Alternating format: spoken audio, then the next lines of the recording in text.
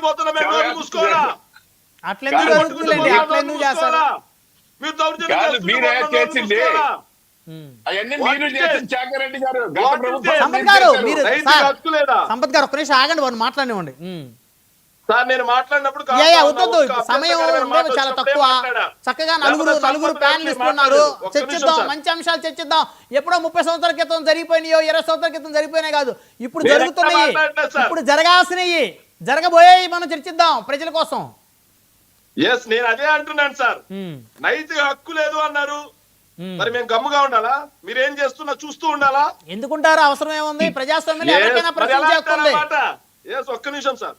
దగ్గుబాటి ప్రసాద్ గారు నందమూరి వారి ఫ్యామిలీని, వాళ్ళ ఇంటి కోడల్ని అనరాని భాష అంటే వాళ్ళు మాత్రం ఇప్పటి వరకు చర్యలు లేవు. నందమూరి ఫ్యామిలీకి చెందిన ఎన్టీఆర్ ఏమో బుడమక్కలోడు అయిపోయాడు. నారా వారి ఫ్యామిలీకి తెలిసిన నారా లోకేష్ ఏమో సార్ అయిపోయాడు వాళ్ళ ఎమ్మెల్యే గారికి. అంటే ఆయన నేను అనలేదని కూడా ఎస్పీ గారికి కంప్లైంట్ ఇచ్చినట్టున్నారండి. అవన్నీ అలాంటి కంప్లైంట్ వైసీపీ చాలా ఇచ్చిందంటారా? సార్ ఎందుకు సార్? సార్ సూర్యుడు అస్తమిస్తే సమయంలో హాస్యాస్పదం మంచిది కాదు సార్, అత్యంత హాస్యం మంచిది కాదు. ఒక్క నిమిషం సార్. ఇక నజీర్ వ్యవహార శైలి మీరు చెప్తున్నట్టు రోజుకో మలుపు.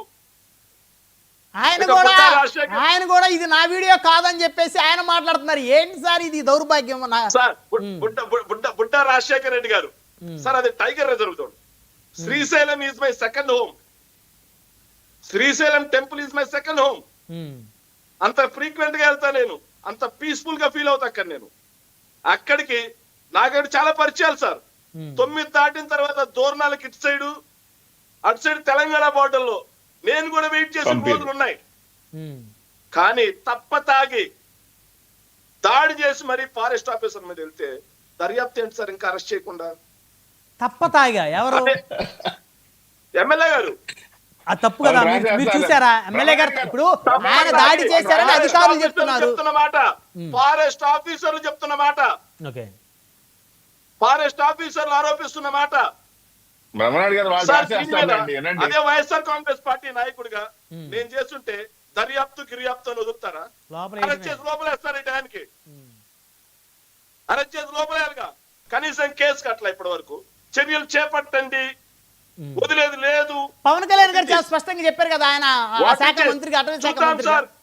సార్ చూద్దాం పవన్ కళ్యాణ్ గారి మాటకి ఈ కూటమి ప్రభుత్వంలో ఎంతటి విలువ ఉందో ఉంటుందో చూద్దాం. ఇంకో మాట సార్, ఇది కాకుండా ఇది ఒక్కటే కాదు సార్.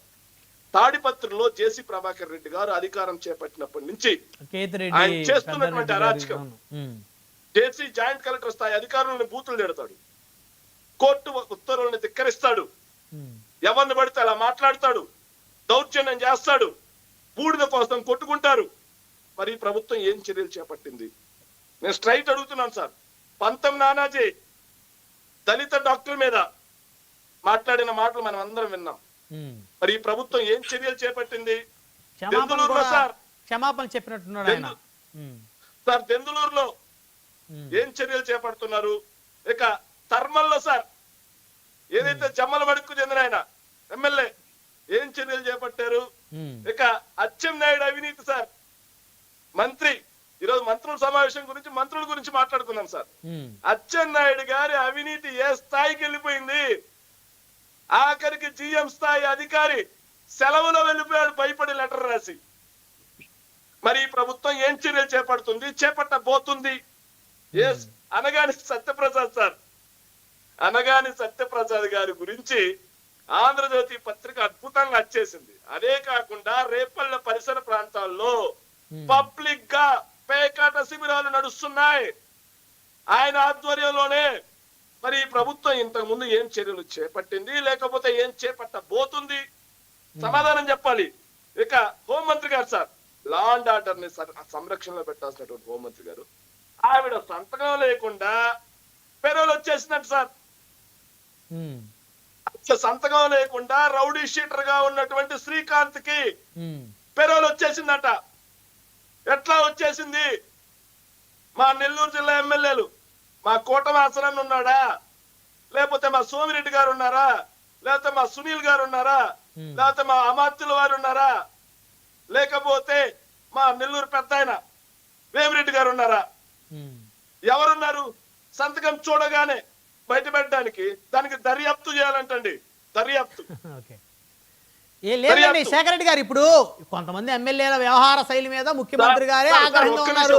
ఆయన ఇప్పుడు చర్యలు తీసుకోవడానికి సిద్ధమవుతున్నాడు కాబట్టి మంచి రోజులు వస్తున్నాయి రాష్ట్రానికి, ప్రభుత్వానికి. ఒక్క నిమిషం సార్ ఒక్క నిమిషం సార్. మన్నిమిల్లి రాంప్రసాద్ రెడ్డి మంత్రి పదవి ఇచ్చి, అయ్యా నువ్వు హాయిగా ప్రజలకు మంచి చేయ అంటే పక్క నియోజకవర్గంలోకి వెళ్ళి బూతులు క్యాప్చర్ చేస్తా ఉన్నాడు, పోలింగ్ బూతులు.